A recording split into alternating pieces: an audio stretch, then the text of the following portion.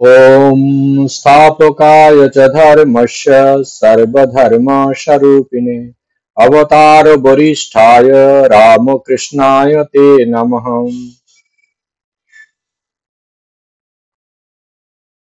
আজকে স্বামী নিরঞ্জনানন্দজি মহারাজের জীবনী নিয়ে আমরা আলোচনা করব। ঠাকুরের আরতি স্তবে একটি লাইন আছে, নির্গুণ গুণময়। এই পরব্রহ্ম পরমাত্মা তিনি গুণাতীত, অর্থাৎ সমস্ত গুণের অতীত। সত্য, রজ ও তম গুণের পারে তিনি, সেই জন্য তিনি নির্গুণ নিরাকার। তিনি যখন ধরাধামে আসছেন পিতাবদগ্ধ মানুষকে মুক্তির পথ দেখাতে, তখন তিনি স্বেচ্ছায় মায়াকে আশ্রয় করে, মায়াকে সহায়িকা করে সগুণ সাকার হয়ে ওঠেন। ভগবান অনন্ত গুণের অধিকারী, তার সেই অনন্ত গুণের প্রকাশ কার্যক্ষেত্রে কিছুটা ঘটে। ভগবান শ্রীরামকৃষ্ণ যখন ধরাধামে এলেন, তার সেই অনন্ত গুণের কিছু অংশ তার সন্তানদের মধ্যে বিভিন্নভাবে ফুটে উঠেছে। আমরা আরেক ভাবেও বলতে পারি, একটি মালা যখন একই রকমের ফুল দিয়ে গাঁথা হয়, তখন তার যে সৌন্দর্য মহিমা ফুটে ওঠে, সেই মালাতে যখন ভিন্ন ভিন্ন ফুলের সমাবেশ ঘটে, তখন মালাটির সৌন্দর্য পূর্বাপেক্ষা বহুগুণে বৃদ্ধি পায়। আর সেই রকম অসাধারণ মালা অসাধারণ মানুষের গলাতেই শোভা পায়। শ্রীরামকৃষ্ণের সন্তানদের দেখলে মনে হয় তারা যেন প্রভুর গলার মালা, আর সেই গলার মালার প্রত্যেকটি ফুল তার সন্তানরা। আলাদা আলাদা সৌন্দর্যের প্রতীক, আলাদা আলাদা গুণের প্রতীক। তাদের মহিমা ও ব্যক্তিত্ব আমাদের শ্রী শ্রী ঠাকুরকে বিশেষভাবে প্রকাশ করছে। আর এই সন্তানরা যদি না আসতো, তবে আমাদের অতি সাধারণ মানুষের পক্ষে, আমাদের মতো অতি সাধারণ মানুষের পক্ষে প্রভুকে বিন্দু মাত্র চেনা সম্ভব হতো না। আজ আমরা ভগবান শ্রী শ্রী রামকৃষ্ণ দেবকে যেটুকু বুঝতে পেরেছি, তার সবটাই শ্রী শ্রী মা এবং তার সন্তানদের জন্যই। আর সন্তানদের কথা বলতে গিয়ে ঠাকুর নিজেই বলছেন, আমি না এলে এরা ঘরে ঘরে পুজো পেত। এত বড় বড় ঋষি, অথচ নিরভিমান মহান ব্যক্তিত্বের মানুষ। আমরা আজকে সেই মহান ব্যক্তিত্ব সম্পন্ন মানুষদের মধ্যে একজন স্বামী নিরঞ্জনানন্দজি মহারাজের জীবনী নিয়ে আলোচনা করতে চলেছি। স্বামী নিরঞ্জনানন্দজি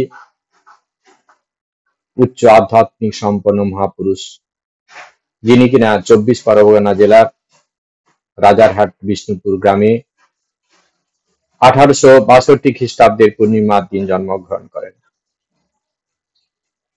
তার পিতার নাম ছিল অম্বিকাচরণ ঘোষ। এ পর্যন্ত স্বামী নিরঞ্জনানন্দজির উপর যে কটি বই প্রকাশিত হয়েছে, তার মধ্যে সেই মহাপুরুষের মায়ের নাম কি তার উল্লেখ আমরা পাই না। শৈশবে স্বামী নিরঞ্জনানন্দজি মহারাজ, তার নাম ছিল নিত্য নিরঞ্জন ঘোষ। ঠাকুর শ্রী রামকৃষ্ণ তার সম্বন্ধে কি বলেছেন? ঠাকুর রামকৃষ্ণ দেব বলছেন তিনি ছিলেন ভগবান শ্রীরামচন্দ্রের অংশে অবতীর্ণ। হয়তো সেই কারণে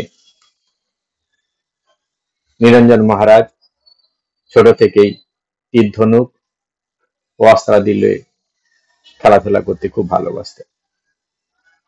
তার চেহারা ছিল অতি সুন্দর, আবার যোগাভ্যাস ব্যায়ামাদি করতেন বলে সুদীর্ঘ সবল সুঠাম শরীর তার। তিনি ছিলেন খুব নির্ভীক প্রকৃতির মানুষ। শ্রীরামকৃষ্ণের নিকট আসার আগে তিনি ডক্টর প্যারিচাঁদ মিত্র মহাশয়ের বাড়িতে একটি প্রেততত্ত্ব অন্বেষী দলের সহিত পরিচিত হন। মনের সংযম অনেক বেশি হওয়ার কারণে তার মধ্যে অতি সহজেই ভূতের আবেশ ঘটত। এই প্রেত তত্ত্ব অন্বেষী যারা, তারা কি করেন, ভূতকে নামিয়ে সেই ভূতকে দিয়ে অনেক কিছু অলৌকিক কাজ করিয়ে নেয়। এই ভূতাবেশ অবস্থায়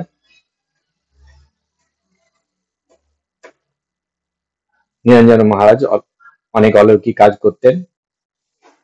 এইভাবে নিরঞ্জন ও তার দলটির নাম ডাক বেশ ভালোই হয়ে উঠেছিল। এই সময় একজন ব্যক্তি নিরঞ্জন মহারাজের কাছে এসেছেন, যিনি অনেক অর্থের মালিক। দীর্ঘ 18 বছর ধরে তিনি অনিদ্রা রোগে ভুগছেন। নিরঞ্জন তাকে সাধ্যমতো সাহায্য করেছেন। পরবর্তীকালে নিরঞ্জন মহারাজ বলছেন, আমার দ্বারা ওই ব্যক্তির উপকার কতটা হয়েছে তা আমি জানি না, কিন্তু একটা কথা সেদিন পরিষ্কারভাবে বুঝে গিয়েছিলাম, অর্থ কোনোদিনও মানুষকে শান্তি দিতে পারে না। শাশ্বত শান্তির উৎস, শাশ্বত আনন্দের উৎস অন্য কোথাও আছে। আর ঠিক এর পরেই ভগবান শ্রী শ্রী রামকৃষ্ণের সঙ্গে তার সাক্ষাৎ ঘটেছে। এখন তার বয়স ছিল 18 বছর। আর এই প্রথম দর্শনেই ঠাকুর চিনে নিলেন তার অন্তরঙ্গ পার্ষদ নিরঞ্জনকে। ঠাকুর নিরঞ্জন মহারাজকে শিক্ষা দিচ্ছেন। একদিন কথা প্রসঙ্গে ঠাকুর বলছেন, দেখ নিরঞ্জন, তুই যদি ভূত করিস তবে তুই ভূত হয়ে যাবি, আর যদি তুই ভগবান ভগবান করিস তাহলে তুই ভগবান হয়ে যাবি। এখন তুই বল কোনটা হওয়া ভালো? নিরঞ্জন উত্তর দিলেন, তাহলে ভগবান হওয়াই ভালো। সেই দিন থেকেই নিরঞ্জন এই ভুতুড়দের সঙ্গ একেবারে ত্যাগ করে দিল।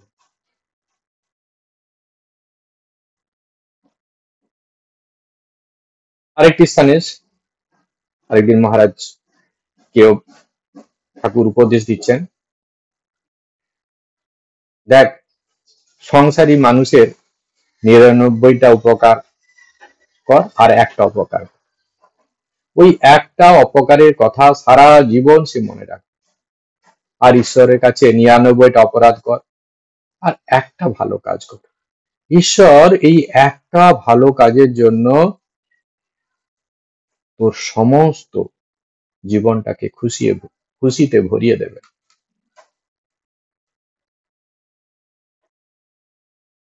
দুই তিন দিন পরে তিনি আর এক সন্ধ্যায় আবার দক্ষিণেশ্বরে ঠাকুরের পাদকন্দে এসেছেন। তিনি ঠাকুর তাকে আলিঙ্গন করে কাছে বসিয়ে বলছেন, ওরে নিরঞ্জন, দিন যায় রে, তুই ভগবান লাভ করবি কবে? দিন যে চলে যায়, ভগবান লাভ না করলে সবই যে বৃথা হবে। তুই কবে যে তাকে লাভ করবি বল, কবে তার পাদপদ্মে মন দিবি বল? আমি যে তাই ভেবে আকুল। নিরঞ্জন হয়তো বা ইনি কে? আমার ভগবান লাভ হচ্ছে না বলে, দিন চলে যাচ্ছে বলে আমার জন্য এত আরতি, এত আরতি কেন? পরের জন্য এ কি অহেতুক ভালোবাসা? নিরঞ্জন হয়তো অবাক হয়ে গেছে। নিরঞ্জনের প্রকৃতি এবং চাকরি গ্রহণ সম্বন্ধে ঠাকুর বলছেন, নিরঞ্জন সরল প্রকৃতির। ঠাকুর তারপরে বলছেন, সরলতা পূর্বজন্মের অনেক তপস্যা না করলে হয় না। কপটতা, পাটোয়ারি এসব থাকলে ঈশ্বরকে পাওয়া যায়। ঈশ্বরকে পেতে হলে সরল হতে হয়। যারা সরল প্রকৃতির মানুষ, তারাই একমাত্র ঈশ্বরের সান্নিধ্য লাভ করতে পারে, ঈশ্বরের কাছাকাছি পৌঁছতে পারে, ঈশ্বরের দর্শন লাভ করতে পারে। ঠাকুর বলছেন, নিরঞ্জনের বৃদ্ধা মাতা তখন জীবিতা ছিলেন, তাই মাতার ভরণ পোষণের জন্য নিরঞ্জনকে চাকরি গ্রহণ করতে হয়। শ্রী রামকৃষ্ণ চাইতেন না যে তার কোনো উচ্চ অধিকারী যুবক ভক্ত কাঞ্চনে আবদ্ধ হয়ে পড়ে।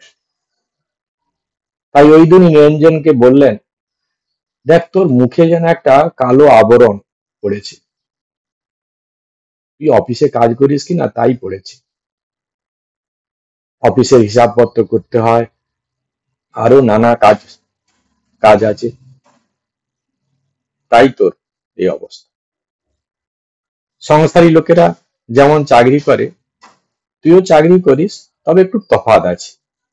তুই মার জন্য চাকরি স্বীকার করেছিস। মা গুরুজন ব্রহ্মময়ী স্বরূপা। ঠাকুর নিরঞ্জন মহাজকে ততটা ভর্ৎসনা করছেন না। কেন না, যদিও চাকরি করা ঠাকুরের দৃষ্টিতে অন্যায়, দাসত্ব করা, কিন্তু নিরঞ্জন মহারাজের উদ্দেশ্য কিন্তু আলাদা। তার মায়ের সেবার জন্য তিনি করেন, তাই ঠাকুর তার প্রতি উদাসীন। শুধু বলে দিচ্ছেন তার শারীরিক কি কি পরিবর্তন হয়েছে এই চাকরি করার কারণে। বলরাম ভবনে ভাবাবিষ্ট হয়ে ঠাকুর বলছেন, আলেখ নিরঞ্জন। তারপর বলছেন, তোকে কবে খাইয়ে আমার জীবন ধন্য করব। আবার বলছেন, আলেখ নিরঞ্জন কিছুতেই লিপ্ত হয় না। আলেখ নিরঞ্জন মানে কিছুতেই লিপ্ত হয় না। নিজের টাকা দিয়ে গরিবদের ডাক্তারখানায় নিয়ে যায়। বিবাহের কথা বলে বাবারে বিশাল আক্ষিপ্ত। আলেখ নিরঞ্জন মানে যিনি, যাকে তিনি দেখা যায় না, অলক্ষ্য, যাকে ইন্দ্রিয় দ্বারা উপলব্ধি করা যায় না, যার কোনো গুণ নেই। এক জিনিসকে বুঝতে হলে আমরা গুণের আঙ্গিকে, রূপের আঙ্গিকে বুঝি,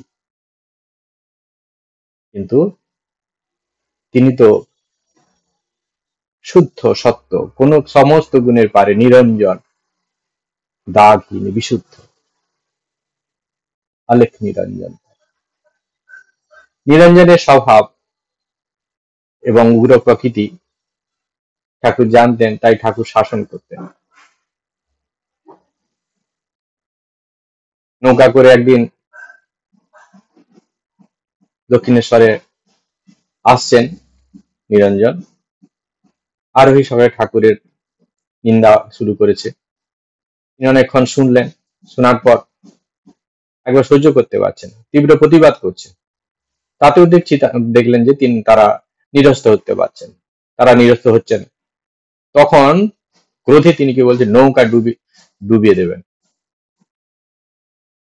তো এমন ভাবে তিনি দৃঢ় হয়ে গেছেন যে এই বুঝি নৌকা ডোবালো। সবাই ভয়ে জড়সড়। অবশেষে নিরঞ্জন কাছে তারা ক্ষমা ভিক্ষা করছে। এই ঘটনাটি ঠাকুর পরে জানতে পেরে তাকে তিরস্কার করে বললেন, ক্রোধ চণ্ডাল, ক্রোধের বশীভূত হতে আছে। সৎ ব্যক্তি রাগ জলের দাগের মতো, হয়েই মিলে যায়।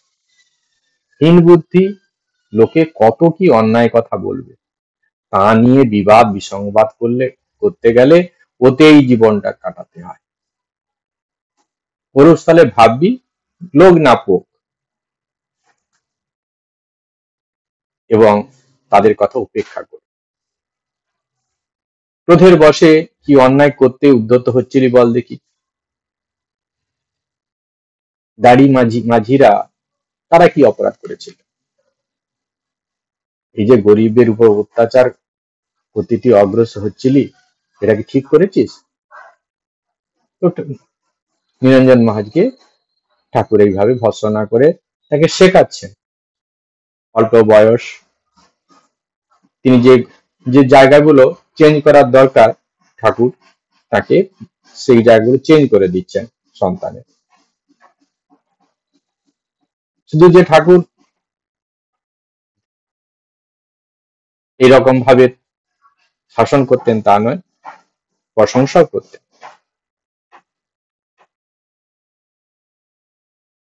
সমস্ত সময় তিনি তার সন্তানদেরকে ভালোবাসাও তিনি দিতেন, ভালোবাসায় ভরিয়ে দিতেন সন্তানদের। যে ভালোবাসার বন্ধনে তার ঠাকুরকে ছেড়ে যেতে পারতেন। লাটু মহারাজ একদিন বলছেন, নিরঞ্জন ভাইকে ঠাকুর একদিন ভাবাবেশে ছুঁয়ে দিলেন, তাতেই 3 দিন 3 রাত তার চোখের পাতা পড়েনি, কেবল জ্যোতি দেখছে আর জপ করছে। 3 দিন জীব থেকে তার জপ ছুটে যায়নি। ভারী ভূত নামাতো কিনা, তাই তিনি মজা করে বলেছিলেন, এবার আর যে সে ভূত নামেনি, একেবারে ভগবান ভূত ঘাড়ে চেপেছে। তোর সাধ্য কি যে তুই তাকে ঘাড় থেকে নামাস? এটি লাটু মহারাজের স্মৃতির কথাতে আছে। শ্যাম্পু করে কালী পুজোর দিন গিরিশ ও অন্যান্য ভক্ত ঠাকুর কালী পুজোর আগের দিন বলছেন যে কাল কালী পুজো হবে, সবাই সমস্ত কিছু নিয়ে হাজির, কিন্তু ঠাকুরের কোনো কিছু ভূক্ষেপ নেই। তিনি ঠাকুর নির্বিকার হয়ে বসে আছে। রাত্রি হয়ে যাচ্ছে। নিরঞ্জন মহারাজ কি করলেন? ভাবাবেশে ভক্তি গদগদ চিত্তে ব্রহ্মময়ী ব্রহ্মময়ী বলে ঠাকুরের শ্রী চরণে পুষ্পাঞ্জলি প্রদান করলেন, সাষ্টাঙ্গে প্রণাম করলেন ঠাকুরের পাদশী পাদপদ। ঠাকুরের প্রতি তাদের এই যে প্রাণ ভরা ভালোবাসা, শ্রদ্ধা ভক্তি, এবং ঠাকুরও তাদেরকে যে ভালোবাসতেন, সন্তানদের সমস্ত দিক থেকে তৈরি করতেন, এই ভালোবাসার বন্ধনে তারা সব বাঁধা হয়েছিল, ঠাকুরকে ছেড়ে যেতে পারতেন। ত্যাগী ভক্তদের সম্বন্ধে এই যে ভালোবাসা যেমন প্রযোজ্য, তেমনি গৃহীদের উপরেও তিনি সমানভাবে তার প্রেমের বন্যা বয়ে যেত। কাশীপুরে যখন ঠাকুর আছেন, পরীক্ষার চলে, একদিন নিরঞ্জনকে বলছে, নিরঞ্জন মহারাজ কোনো কাজে বাড়ি গেছেন, তো কিছুক্ষণ পরে চুপ ফিরে এসেছেন। ঠাকুর বলছেন, কিরে বাড়ি গিয়েছিলি? তো তাড়াতাড়ি চলে এসছেন। তারপর ঠাকুর বলছেন, তুই বল দেখি আমাকে দেখে কি রকম বোধ হয়? তো নিরঞ্জন মহারাজ কোন ইতস্তত না করে উত্তর দিলেন, আগে আগে ভালোবাসা ছিল বটে, কিন্তু এখন ছেড়ে থাকতে পারবার কোনো জোর নেই। আগে ভালোবাসতাম, আপনার প্রতি ভালোবাসা ছিল, কিন্তু এখন ছেড়ে থাকার জো নেই।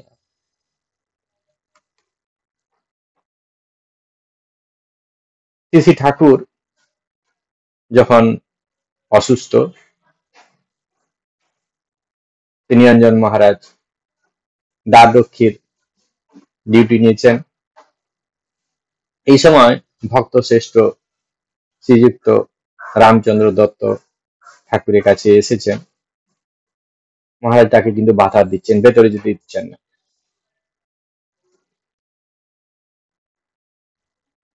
তখন সেই রামবাবু কি করছেন, মিষ্টি ও মালা লাটুর হাতে দিয়ে বলছেন, ওরে ওগুলো উপরে নিয়ে গিয়ে প্রসাদ করে নিয়ে আয়। লাটু দুঃখিত হলেন এই ব্যবহারে নিরঞ্জন মহারাজের, বললেন ওকে উপরে যেতে দাও না ভাই। নিজেদের মধ্যে এসব নিয়ে কি আর জোরজার করতে আছে? রামবাবু আমাদের নিজেদের লোক, বাইরের জন্য তো বাইরের মানুষদের ক্ষেত্রে তুমি তোমার এই নিয়ম কাজে লাগালে ঠিক আছে, কিন্তু রামবাবু আমাদের নিজেদের লোক, তার সঙ্গে আর এরকম করতে আসেনি। তো নিরঞ্জন মহারাজ কিন্তু তার সংকল্পে অটল। তখন লাটু মহারাজ খোঁটা দিচ্ছে যে শ্যামপুকুরে সেদিন যখন দানাকালী বিনোদিনীকে সাহেব সাজিয়ে নিয়ে এসেছিলেন, তখন তুমি তাকে ছেড়ে দিতে পারলে, আর আজ এর মতো লোককে ছাড়তে চাইছো না। ঘটনাটি এমন, ঠাকুর শ্যামপুকুরে অবস্থানকালে বিনোদিনী ভক্তিমতী অভিনেত্রী ঠাকুরকে দেখবার জন্য শ্রীযুক্ত কালীপদ ঘোষ, যাকে দানাকালী বলে, তার নিকট আরতি প্রকাশ করলেন যে আমাকে ঠাকুরের সঙ্গে দেখা করে দিতে হবে। আমি যাই, ওরা ঢুকতে দেয়নি। এই সময় নিরঞ্জন মহারাজ নিয়ম করেছিলেন যে স্ত্রী ভক্তদের ঠাকুরের নিকে আসতে দেওয়া হবে না, কারণ ভক্তরা বারবার এসে ঠাকুরকে স্পর্শ করবে, ঠাকুরের অসুখ বৃদ্ধি পাবে। দানাকালী তখন কি করলেন, বিনোদিনীকে সাহেব সাজিয়ে সঙ্গে নিয়ে আসেন। এইভাবে তিনি কি করেছেন, নিরঞ্জন মহারাজকে ফাঁকি দিয়ে ঠাকুরের নিকট উপস্থিত হলেন সেই বিনোদিনী। আপাত দৃষ্টিতে নিরঞ্জন মহারাজকে খুব বুড়ো প্রকৃতির লোক মনে হলেও তার চরিত্রে কোনো কোমলতার অভাব ছিল না। বস্তুত তিনি সময় বিশেষে যেমন বজ্রাদপি কঠোর হতেন, তেমনি কুসুমাদপি মৃদু হতে পারতেন। ঠাকুরের দেহত্যাগ কিছুদিন পরে যখন নরেন্দ্র প্রভৃতি অনেকে আগপুরে যান, তখন নিরঞ্জন ও তাদের সঙ্গে গিয়েছেন। সেখানে স্নান করতে গিয়ে সারদা মহারাজ পুকুরে ডুবে যান। নিরঞ্জন মহারাজ নিজের প্রাণের মমতা ত্যাগ করে তাকে পুকুর হতে উদ্ধার করেন।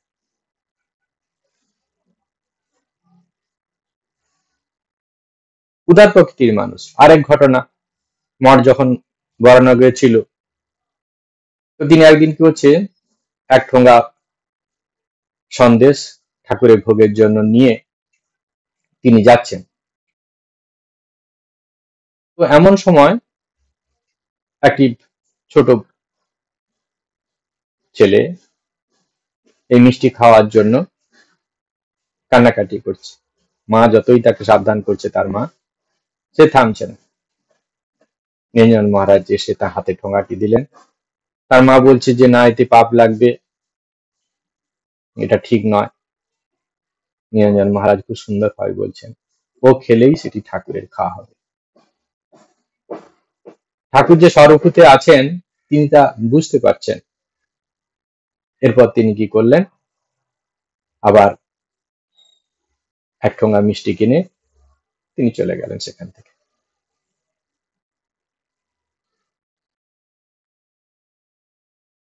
ঠাকুরের ইচ্ছা ছিল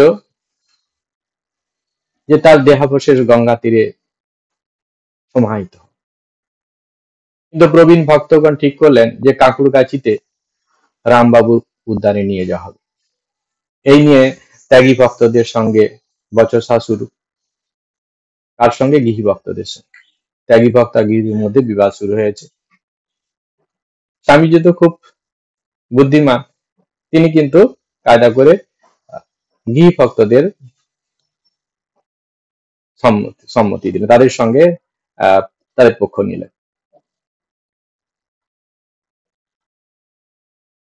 উপায় না দেখে ঠাকুরের ব্যবহারের জিনিস তখন কি করা হলো, শশী নিরঞ্জন এরা কি করলেন, বলরাম ভবনে পাঠিয়ে দিলেন ঠাকুরের ব্যবহার জিনিস। আর একটা নতুন পাত্রে ঠাকুরের সেই অস্থির অর্ধেকেরও বেশি তারা সরিয়ে রেখে দিয়েছে নতুনটা কলসির মধ্যে, যেটি পরবর্তীকালে আত্মারমের কৌটো বলে আমরা পুজো করি, এখন আছে। আসলে এই আত্মারমের কৌটো একটা শিবলিঙ্গের আকৃতি, একটি শিবলিঙ্গের মতো দেখতে। এই কৌটার মধ্যেই আর কি শ্রীরামকৃষ্ণ দেবের সেই পবিত্র অস্থি আজও বিদ্যমান। বেলুর মঠে সেটি অতি সযত্নে রাখা আছে সেটি। এই আত্মারামের কৌটো বছরে 3 বার মহাস্নানের জন্য মন্দিরের গড় মন্দিরের মধ্যে আনা হয়। সেখানে সবাই সে পুজোর সময় যারা থাকে তারা দেখতে পায়। কোন কোন সময়? স্নান যাত্রার সময়, দুর্গা পূজার মহা অষ্টমী এবং শ্রী শ্রী ঠাকুরের তিথি পূজাতে। 1887 খ্রিস্টাব্দের প্রথম দিকে গরান্ড মঠে তিনি যোগদান করেন। সন্ন্যাসের পর তার নাম হয় স্বামী নিরঞ্জনানন্দ। তপস্যার দিকে বড়ই ঝোঁক। 1887 খ্রিস্টাব্দে পুরীধাম, 1859 খ্রিস্টাব্দে দেওঘর ঘরে বৈদ্যনাথ ধাম দর্শন করে এরপর তিনি কাশীতে যান এবং সেখানে বংশীদত্তের বাটিতে থাকিয়ে তপস্যা করেন সেখানে। তো বিরজানন্দজি মহারাজ মঠে যোগদানের পূর্বে মহারাজের কাছে আসতেন। তো মহারাজ তাকে কি করতেন, আধ্যাত্মিক ব্যাপারে অনেক সাহায্য করতেন। বৈরাগ্য যাতে তার বৃদ্ধি পায় উত্তরোত্তর, সেই রকম কথাবার্তা তার সঙ্গে আলোচনা করতেন। 1886 খ্রিস্টাব্দের শেষে যখন স্বামীজি ভারতে এসেছেন ফিরে, তিনি তখন স্বামীজির সঙ্গে দেখা করেছেন। কাশীধামে কিছুদিন তপস্যায় কাটিয়ে নিরঞ্জন মহারাজ হরিদ্বার এসেছেন। কাশীতে চারুবাবু, পরবর্তীকালে স্বামী শুভানন্দ, কেদারনাথ মৌলিক, পরবর্তীকালে স্বামী অচলানন্দ ও আরো কয়েকজন যুবক একসঙ্গে মিলে শ্রী শ্রী ঠাকুরের সম্বন্ধে আলোচনা করতেন। এই সূত্র ধরে স্বামী নিরঞ্জনজির সঙ্গে উনাদের সবার পরিচয় হয়েছে।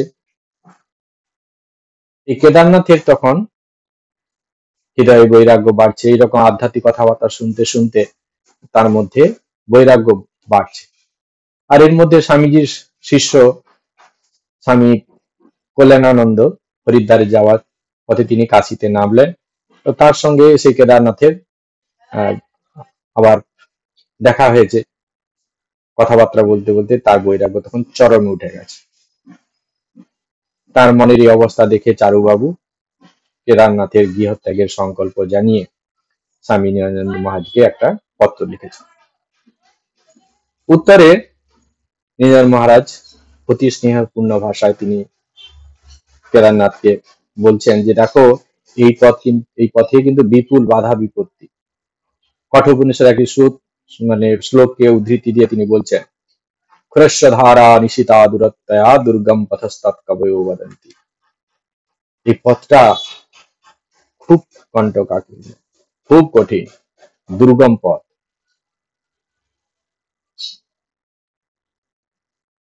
এরপর এসব শোনার পরেও কিন্তু কেদারনাথের হৃদয়ের বৈরাগ্য কিন্তু আস্তে আস্তে বাড়ছে। তিনি চাকরি বাকরি সব ছেড়ে দিয়েছেন, গৃহ ত্যাগ করে 1899 খ্রিস্টাব্দে অগাস্ট মাস নাগাদ হরিদ্বারে উপস্থিত হয়ে নিরঞ্জন মহারাজ যে বাড়িতে ভাড়া বাড়িতে থাকতেন সেখানে পৌঁছে মহারাজকে প্রণাম করলেন। দিয়ে বলছেন শ্রী শ্রী ঠাকুরের চরণে আশ্রয় নেওয়ার আশায় সমস্ত কিছু ত্যাগ করে আপনার কাছে এসেছি। নিরঞ্জন মহারাজ কিন্তু অত্যন্ত খুশি হলেন, যদিও তিনি না বলেছিলেন, তিনি কিন্তু খুব খুশি হয়েছেন, তাকে কাছে রাখলেন। তো কেদারনাথ আসার কিছুদিন পরেই নিরঞ্জন মহারাজ শারীরিক দিক থেকে খুব অসুস্থ হয়ে পড়েছেন। তো এমন অসুস্থ হয়ে পড়েছেন যে কলকাতা তাকে আবার ফিরতে হলো। কিছুদিনের মধ্যে মহারাজের ডাকে এসে কেদারনাথ কলকাতায় এসে একান্ত মনে দিন রাত মহারাজের সেবায় আত্মনিয়োগ করেছেন। কিছুদিন পর মঠ থেকে বোধানন্দ মহারাজকে সেই কাজে সেবা কাজে যোগ দেওয়ার জন্য পাঠানো হয়েছে মঠ থেকে। কিন্তু কয়েকদিনের পরেই দুজনেই অসুস্থ হয়ে বেলুড় মঠে ফিরেছে। এরপর স্বামী প্রেমানন্দজি মহারাজ সেই সেবার ভার নিয়েছে। কেদারনাথ মঠে এসেছেন, মাত্র 3-4 দিন থাকার পরেই স্বামী নিরঞ্জনানন্দজি মহারাজ আবার নিরঞ্জন মহারাজের সেবাতে সেবা করার জন্য তিনি উপস্থিত হয়েছে। কিন্তু দুর্বল শরীর শীঘ্র আবার অসুস্থ হয়ে পড়েছে। এরপরে তিনি কি করলেন, কাশিতে চলে এলেন। কিন্তু কাশিতে এলে হবে কি করে, মানসিক অশান্তিতে ভুগছেন তিনি। নিরঞ্জন মহারাজকে পত্র লিখেছেন, উত্তরে মহারাজ তাকে উৎসাহ দিচ্ছেন আধ্যাত্মিক জীবনের জন্য।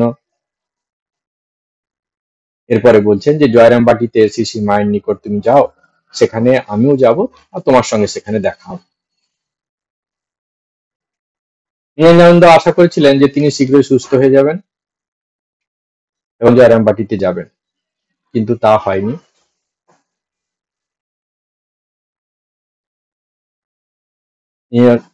তখন কি হলো, শ্রী শ্রী মাতা ঠাকুরানীর প্রতি নিরঞ্জন মহারাজের শ্রদ্ধা একটি উদাহরণ আমরা দেখব। মাতৃভক্তির কিঞ্চিত পরিচয় আমরা কোথায় পাই, গিরিশচন্দ্র ঘোষের কথা থেকে। তখনকার দিনে অনেকেই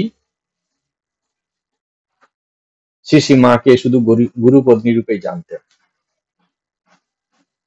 শ্রী শ্রী মা জগৎ জননী রূপে ভক্ত হৃদয়ে তখনও তিনি আবির্ভূত হননি। এই সময় জনৈক ভক্ত শ্রীযুক্ত দানাকালী গিয়ে উপস্থিত হয়ে ঠাকুরের বিভিন্ন প্রকারের ছবি দেখে খুব খুশি, কিন্তু সেখানে মায়ের ছবি দেখতে না পেয়ে তার কারণ জিজ্ঞাসা করলেন। দানাকালী ঠাকুরকে দেখিয়ে বলছেন, ইনি আমার মা, ইনি আমার বাবা। এই ঘটনা এই ভক্তটি গিরিশচন্দ্রের নিকট নিবেদন করলেন। তখন গিরিশবাবু বলছেন, আমি কি প্রথমে মানতুম, নিরঞ্জনই আমার চোখ খুলে দিলে। বস্তুত এই সময় কোন কোন ভাগ্যবান শ্রী শ্রী মায়ের সেই দিব্য সত্তা অনুভব করলেও প্রকাশ্যে তা প্রচার করতেন। নিরঞ্জন মহারাজ কিন্তু সম্পূর্ণ আলাদা। ভক্ত মহলে মায়ের সেই দিব্য রূপের কথা বলে বেড়াতেন, প্রয়োজন হলে যুক্তি তর্কের দ্বারা অপরকে সমতে আনতেন। পুত্রকে হারিয়ে গিরিশচন্দ্র ঘোষ যখন মানসিকভাবে একান্তই ভেঙে পড়েছেন, এই সময় নিরঞ্জন মহারাজ তাকে এই অমোঘ ঔষধের সন্ধান দিয়ে বলেছিলেন, মাই পারেন তোমার সমস্ত দুঃখ নিবৃত্তি করতে। শুধু তাই নয়, পরে নিজেই তাকে কি করেছেন, সঙ্গে নিয়ে জয়রাম বাটিতে মাতৃভবনে উপস্থিত হয়েছে।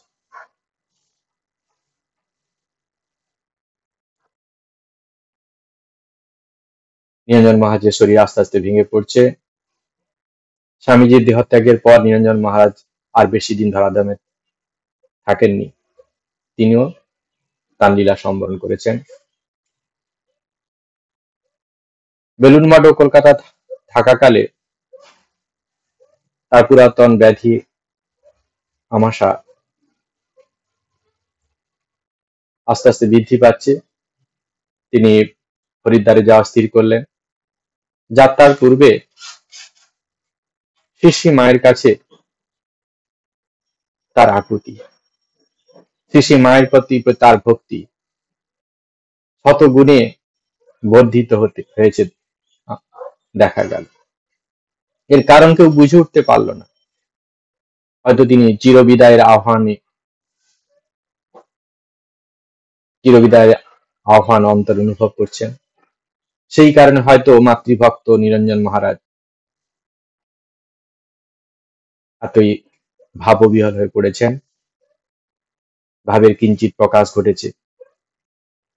হরিদ্বার যাত্রার কিছুদিন পূর্বে তিনি আবদার ধরলেন মায়ের কাছে, মা যেন তার সবকিছু করে দেন। মাতৃহস্তে রন্ধন তিনি খাবেন, মাতৃহস্তে আহার তিনি গ্রহণ করবেন, মাই তাকে রান্না করবেন, মাই খাইয়ে দেবেন।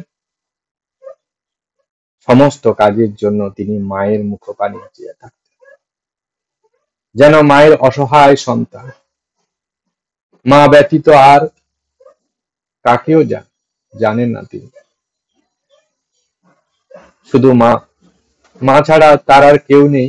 যেন ছোট শিশুর যেমন অবস্থা, আজকে মহারাজের মনে সেই অবস্থা, মা ব্যতীত যেন তার আর কেউ নেই।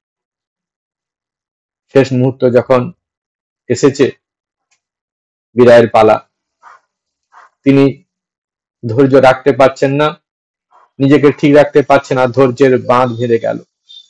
অবশ শিশুর ন্যায় মায়ের চরণে নিরঞ্জন মহারাজ লুটিয়ে পড়লেন, অধীর ভাবে ক্রন্দন করতে লাগলেন। কি সেই করুণ মিনতি, আর কি সেই মাতৃচরণে আকুল প্রার্থনা। তারপর ধীরে ধীরে চলে গেলেন মহারাজ, যেন অন্তর থেকে মাকে জানিয়ে গেলেন, মা, তোমার সঙ্গে আমার শেষ দেখা, এটাই আমার শেষ প্রণাম। শেষ সময়ে জাহ্নবী তটভূমিতে তাকে শুয়ে দেওয়া হয়েছে। হরিদ্বারে এসে তিনি এক ভাড়া বাড়িতে আশ্রয় নিয়েছেন। তপস্যায় গভীরে তিনি চলে যাচ্ছেন, শরীরের দিকে বিন্দুমাত্র মন নেই। আমার সাথে ভুগছেন, তারপরে আবার বিসূচিকা রোগ আবার এসে ধরা পড়লো। সেই কলেরা রোগে আক্রান্ত হয়ে তিনি কি করলেন, 1904 খ্রিস্টাব্দের 9ই মে মাতৃ করে বীর শয্যায় চিরতরে চক্ষু মুদ্রিত করলেন। সে দৃশ্য একদিকে যেমন হৃদয় বিদারক, অপরদিকে তেমনি বৈরাগ্য মণ্ডিত। যখন পূর্ণ জাহ্নবীর তটে শেষ শয্যা গ্রহণ করেছেন, সেবক অনেক আকুতি জানাচ্ছেন, তার শেষ সেবা করার অনুমতি চাচ্ছেন। কিন্তু নিঃসঙ্গ সন্ন্যাসীর মন তখন সপ্তম সুরে বাঁধা। সেই গীতাতে যে ভগবান বলছেন, অরতি জনসংসধি, জনসমাজে বিরক্তি। ভগবান বলছেন, ময়িচ অনন্য যোগেন ভক্তি অব্যভিচারিণী বিবিক্ত দেশ সেবিত্তম অরতি জনসংসধি। আমার একাগ্র চিত্তে ভক্তি, সেখানে অন্য কোনো কিছুর প্রতি আসক্তি আর থাকবে না। নির্জন স্থান পছন্দ করবে, লোকালয়ে থাকার প্রতি অনীহা প্রকাশ। এগুলো সেই রকম ভক্তের লক্ষণ যেগুলো নিরঞ্জন মহারাজের মধ্যে প্রকাশ পাচ্ছে। অব্যভিচারিণী ভক্তি, একটি হলো একাগ্র চিত্তে ঈশ্বরের প্রতি ভক্তি, সেখানে মন অন্য কোনো দিকে বিক্ষিপ্ত হবে না। বিবিক্ত দেশ ও সেবিত, একটি নির্জন স্থান পছন্দ করা, যেখানে ঈশ্বর সাধনার জন্য মনোযোগ দেওয়া সহজ হয়। অরতি জনসাংসতি, কোনো রতি নেই, একটি জন সমাগম বা লোকালয় থাকা প্রতি অনীহা প্রকাশ, কারণ ওখানে চিত্ত বিক্ষিপ্ত হয়ে যাবে, সাধন পথে বিঘ্ন, এগুলি মন সংযত করার পক্ষে বিঘ্ন হবে। তাই এইরকম মানুষ, এইরকম সাধক সব সময় এই জায়গাগুলি পছন্দ করে না। অরতি জনসংসতি বিবিক্ত দেশ সেবিতম অব্যভিচারিণী। অন্যদিকে আর কোনো দিকে মন নেই, নির্জন স্থান, আজ যেখানে চিত্ত বিক্ষিপ্ত হবে না, সেই সম্মুখ লোকালয় সব সময় তারা বর্জন করে। সেই রকম মহাত্মারা আজকে যেন মহারাজের মধ্যে সেই ভাবটি পূর্ণরূপে প্রকাশিত হয়েছে। মহারাজ কাউকে আর কাছে থাকতে দিচ্ছেন না, তাই সেবককে তিনি অনুমতি দিলেন না। বারবার সেবক কাছে থাকতে চাচ্ছেন, সেবা করতে চাচ্ছেন, শেষ সেবা করার সুযোগ তো তিনি দিলেন না। সেবক অগ্রাহ্য করে গেছেন নিকটে তাকে নিরস্ত করবার জন্য। নিরঞ্জন মহারাজের শরীর দুর্বল হয়ে গেছে, তবুও বিরক্তি স্বরে বলছেন, তুমি কি আমার নিশ্চিন্ত মানে মরতেও দেবে না? সন্ত্রস্ত হয়ে সেবক সরে দাঁড়ালেন। তারপর যখন আবার ফিরলেন, তখন দেখছেন অঞ্জনবিহীন, বন্ধন শূন্য, নিত্য নিরঞ্জন, জাগতিক সমস্ত সম্বন্ধ ত্যাগ করে শ্রী রামকৃষ্ণ ধামে রসমাদিতে নিমগ্ন হলেন। রামকৃষ্ণময় হয়ে গেলেন। রামকৃষ্ণ ধ্যানে নিমগ্ন হয়ে তিনি কি করলেন? তাঁর এই স্থূল শরীর ত্যাগ করলেন। আমরা দেখলাম মায়ের প্রতি তার কেমন ভক্তি, মায়ের প্রতি কেমন আকুতি। মাকে বুঝে গেছেন, জনসম্মুখে মাকে প্রচার করছেন যে মা সাধারণ মানবী নয়, তিনি সাক্ষাৎ জগদম্বা।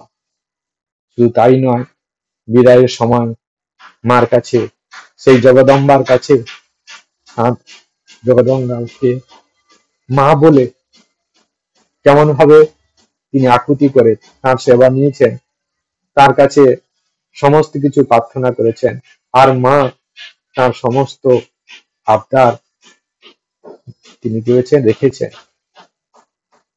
আমরা যদি এই জীবনে ঠিক মায়ের উপর এই রকম নির্ভর হতে পারি, মাকে ঠিক আপন মায়ের মতো সমস্ত মায়ের কাছে আমরা দাবি করতে পারি, আবদার করতে পারি, আমরাও ঠিক নিরঞ্জন মহারাজের মতো শেষ সময় মায়ের কাছে ঠিক এমনি সমস্ত কিছু পেয়ে যাব। আমরা মায়ের চরণে আমাদের সমস্ত কিছু আবেদন, আমাদের আবদারকে আমরা পাব এবং শ্রী শ্রী রামকৃষ্ণ চরণে মিলিত হয়ে আমাদের মনুষ্য জীবনের উদ্দেশ্যকে সফল কাম করতে পারবে। আজকে এই পর্যন্ত। ভালো থাকুন, আনন্দে থাকুন। জয় ঠাকুর, জয় মা। ওম শান্তি শান্তি শান্তি। হরি ওম তৎসৎ। শ্রী রামকৃষ্ণার্পণমস্তু।